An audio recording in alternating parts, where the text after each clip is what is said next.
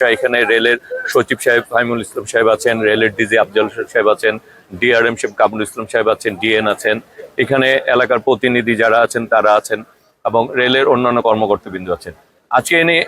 ওনার দাবি হচ্ছে যে এই জারিয়া স্টেশনটিকে প্রতিষ্ঠিত মাধ্যমে এই স্টেশনটিকে আবার দীর্ঘ করে এটাকে দুর্গাপুর পর্যন্ত এটি যদি বাস্তবায়ন করা যায় এবং এই এলাকায় আন্তনগর ট্রেন যদি বাস্তবায়ন করা যায় এবং সেই ব্যাপারে উনি দাবি জানিয়েছেন, দাবি জানিয়ে ক্ষান্ত হননি, সেটি বাস্তবায়নের জন্য কাজ করে চলছেন। এবং আজকে আমরা এসে আমরা এইখানকার যারা দায়িত্বশীল রেল কর্মকর্তা রয়েছেন, রেলের সর্বোচ্চ পর্যায়ে কর্মকর্তারা আপনি ইতিমধ্যে বলেছে আছেন, তারা এটার নিয়ে আমরা এটার মাঠ পর্যায়ে আমরা এবার সকল ধরনের সমীক্ষা করে এবং আমাদের এখানে জানেন যে অনেকটা জায়গা একবার করতে হবে, প্লাস এটার বাস্তবায়ন করতে যে সকল সমস্যার সম্মুখীন হতে হবে সেগুলি বাস্তবায়ন করে এটিকে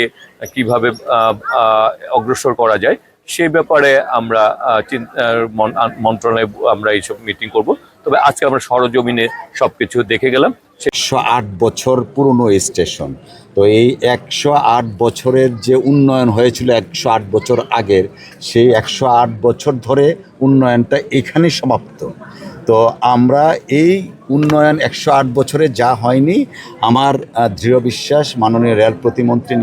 নেতৃত্বে অন্যান্য কর্মকর্তা যারা এসছেন তাদের সহযোগিতায় আমরা থেমে থাকার 108 বছরের থেমে থাকার পরিসমাপ্তি দেখতে পারবো ইনশাআল্লাহ।